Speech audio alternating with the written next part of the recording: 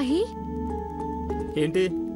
హెడేక్గా ఉందన్నావు కదా, కాఫీ తీసుకొచ్చాను. తలనొప్పిగా ఉంది, కాఫీ తీసుకురమ్మని నేను ముత్యానికి చెప్పాను. నువ్వెందుకు తీసుకొచ్చావు? నేను కాఫీనే తీసుకొచ్చాను మహి. తాగితే ఫ్రస్ట్రేషన్ కూడా తగ్గుతుంది. తీసుకో. నీ మనసులో నేనుంటే, నాతో నిశ్చితార్థం మనస్ఫూర్తిగా చేసుకునుంటే ఈ కాఫీ తాగరా. ఇదిగో.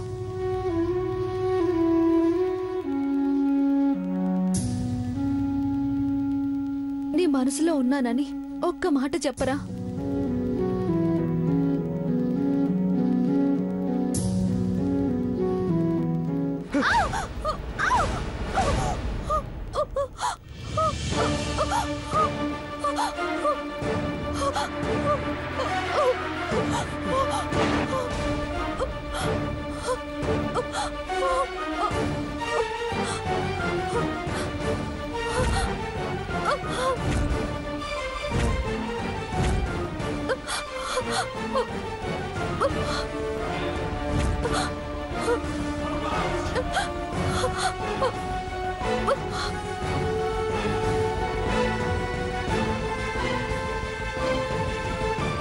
నీ వల్ల నాకు తలనొప్పి వస్తుంది. అలాంటి నువ్వే కాఫీ తీసుకొస్తే ఎలా తాగుతాను అనుకున్నావు? Get lost. మనసు లేదు, గడిద గుట్టు లేదు. అవుట్. ఎందుకు ఇలా బాధ పెడతావు? నా మీద కొంచెం కూడా జాలి లేదా?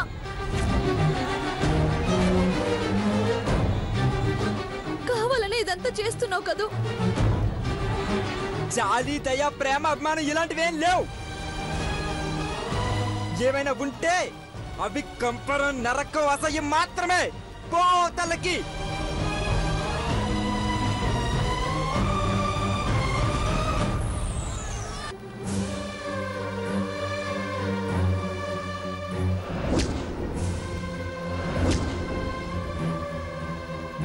మనసులో ఏ మూలో నేనంటే నీకు ప్రేమ ఉందిరా. లేకపోతే ఎవరు చెప్పినా వినని నువ్వు నా వేలికి ఉంగరం ఎందుకు తొడుగుతావు చెప్పు.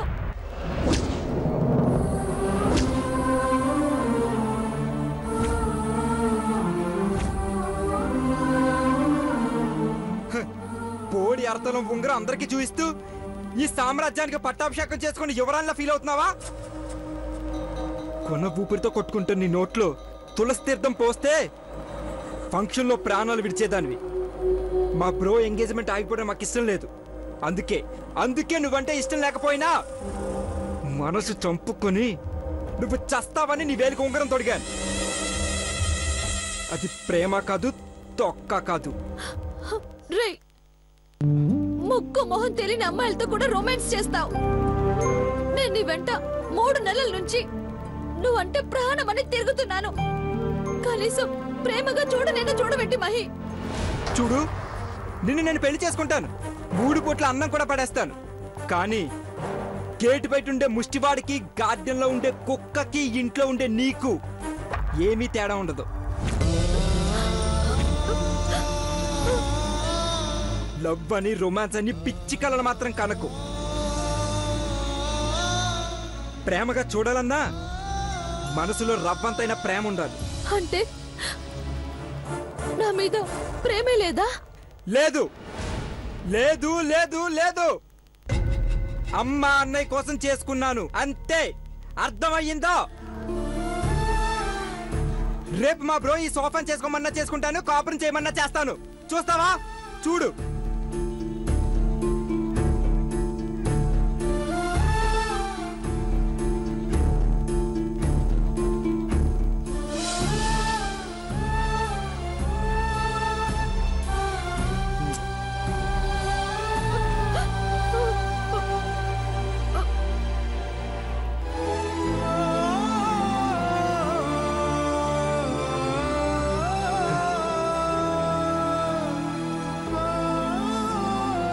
ఏమైంది? కొంచెమైనా ఫీల్ అయిందా? అది అలాగే కట్టెలా ఉంటుంది. పెళ్ళైనా నీ బ్రతుకు అంతే. ప్రేమతో కాదు, వాళ్ళ మీద గౌరవంతో. అర్థమైందా? ఏమన్నావు?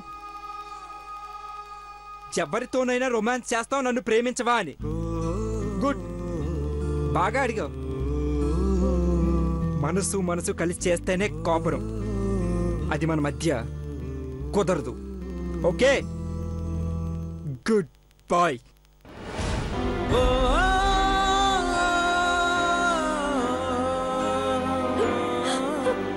ప్రాణం పోయే బాధేదో ఈ నిమిషాన్ని తెలిసింది. బ్రతికుండంగనే కోసి నా గుండెను విసిరేసావు. ప్రాణం పోయే బాధేదో ఈ నిమిషాన్ని తెలిసింది. బ్రతికుండంగనే కోసి నా గుండెను విసిరేసావు.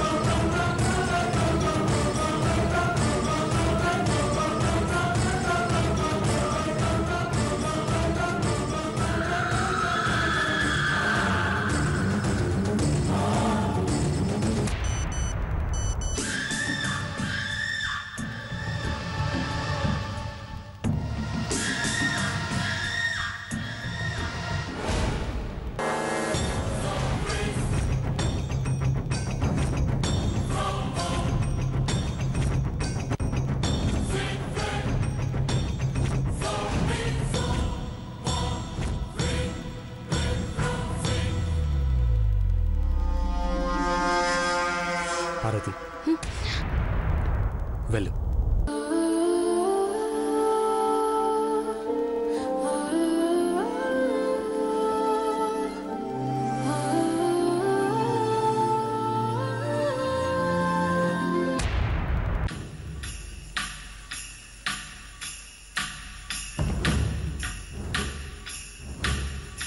హలో, ఫస్ట్ టైం అనుకుంటా ఫోన్ చేయగానే రుద్రపాటి చంద్రముఖి అనకుండా హలో అన్నది.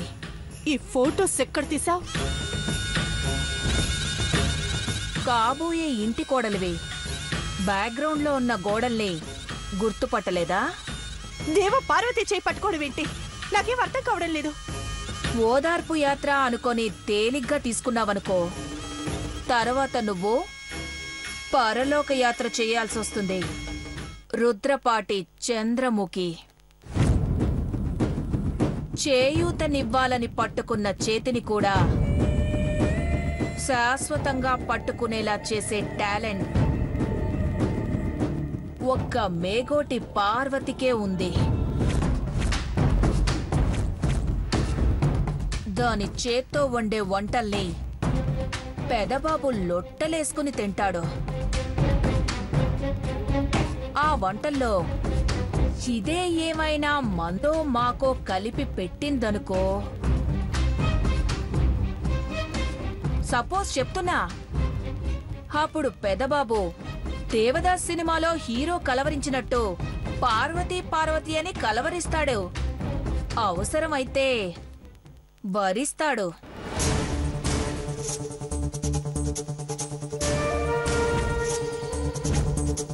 ఆంటీ, ఎందుకు అలా అరుస్తావ్? నాకేమైనా చెవుడా? ఇదిగో వాట్సాప్ లో పెట్టిన ఫోటోలకే నువ్వంత ఫీల్ అయితే ఈ ఫోటోల్ని ఫేస్బుక్ లో పెట్టాననుకో, ప్రతి వాళ్ళు లైకుల మీద లైకులు కొట్టి పెదబాబు పార్వతినే పెళ్లి చేసుకోవాలని జై కొడతారు.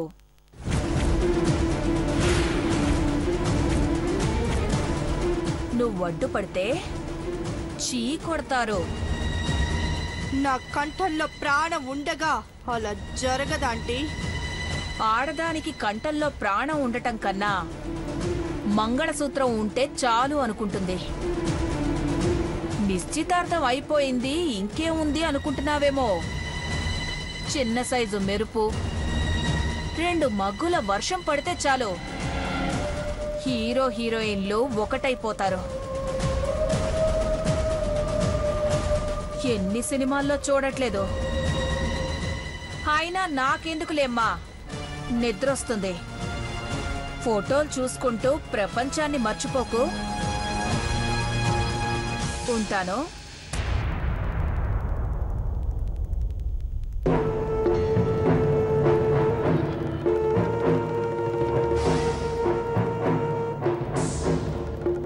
నా కళ్ళ కింద చారలు పడ్డం కాదు, ఆ పార్వతి ఒంటి మీద వాతలు పడతాయి.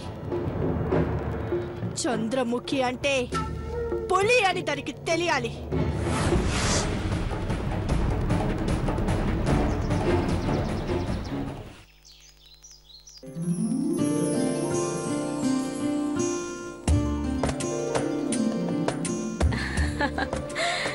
అవును, కాస్త మెత్తగా పట్టండమ్మా. అలాగే అమ్మగారు. మన యువరాజులు ఇంకా రాలేదేంటక్కా? టైం అవుతోంది. నేను పిలుస్తాను. పెదబాబు, చిన్నబాబు.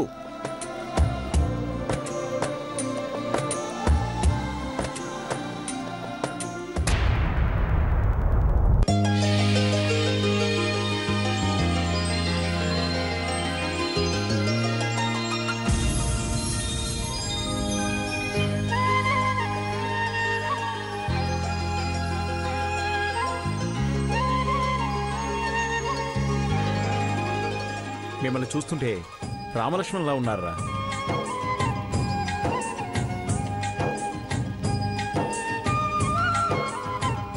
రామలక్ష్మణ్లేం వనవాసానికి వెళ్ళట్లేదు బావగారు, నదీ స్నానానికేగా వెళ్లేది.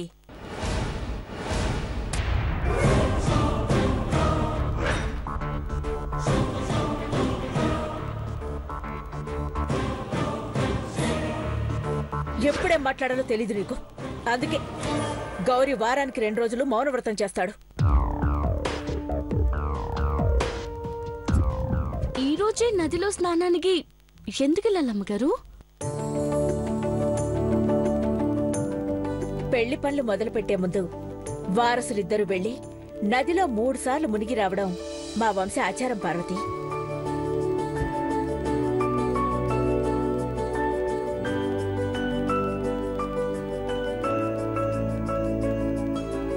పార్వతికి ఏం తెలియదు అమ్మగారు. అట్టడిగినందుకు ఏమనుకోకండి అమ్మా. పార్వతికి తెలియకే అడిగింది. పర్వాలేదు హనుమంతు. పార్వతి, అమ్మగారు బొట్టు పెట్టి హారతివ్వు.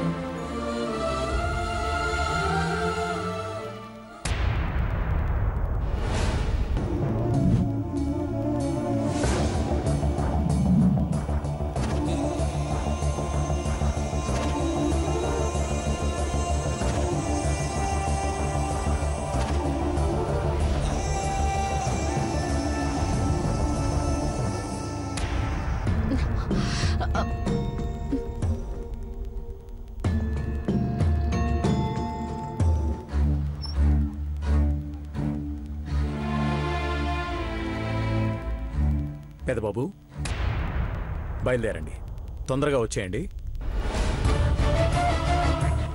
అలాగే నాన్న.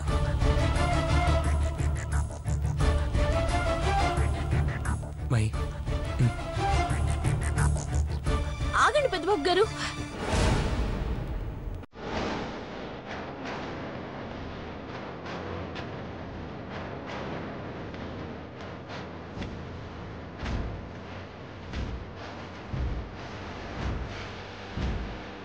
శుభమాని బయలుదేరుతుంటే ఆపేస్తావేంటే?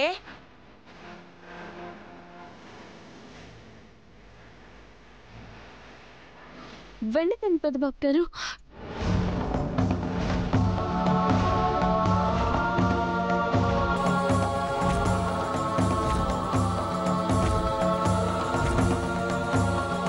పార్వతి, ఎందుకు వద్దంటున్నా? తప్పుగా అనుకోకండి అమ్మగారు. నా కుడి కన్ను అదురుతా ఉంది. ఆడోళ్ళకి కుడి కన్ను అదురితే కీడు జరుగుతాదంటారు. బాబు గారిద్దరూ ఇలా వెళ్ళకపోవడమే మంచిదనిపిస్తుంది అమ్మగారు.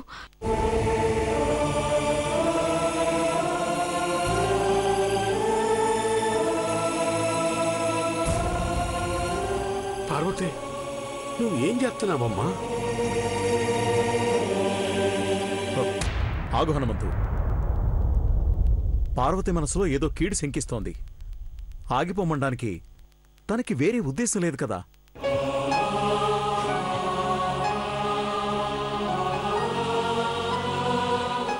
పెద్దబాబు,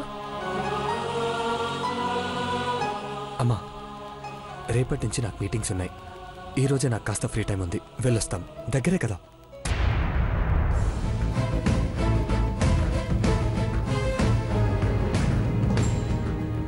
పార్వతి, నీ కుడికన్నా అతరడం ఆగిపోవాలంటే very simple. Ghattamaneni herbal beauty company కళ్ళున్న లోగోని రేపు పార్పకుండా నిమిషం చూడు చాలు, తగ్గిపోతుంది.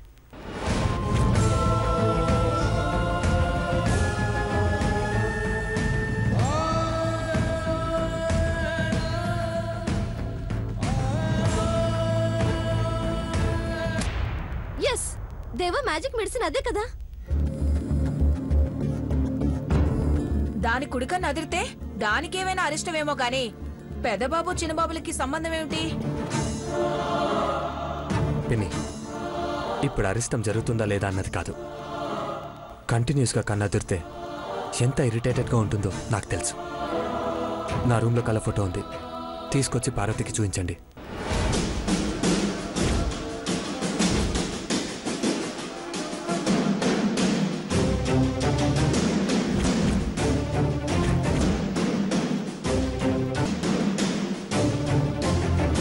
ఇదెక్కడ కర్మరా బాబు. ఆ కళ్ళ పోస్టర్ చూపిస్తే అవి పార్వతి కళ్ళే అని తెలిసిపోతే చచ్చాన్రా దేవుడా. వెళ్ళండి పిన్ని, మేము బయలుదేరాలి. అలాగే పెద్దబాబు.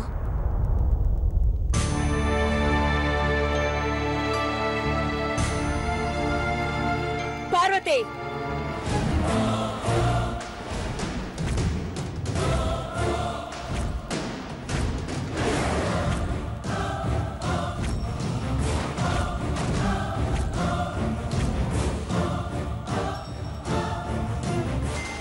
అమ్మగారు,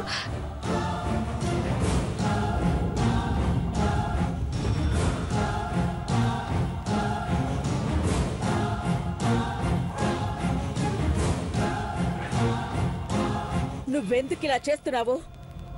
నీ మనసులో ఏం ఆలోచిస్తున్నావు? నాకంతా తెలుసు.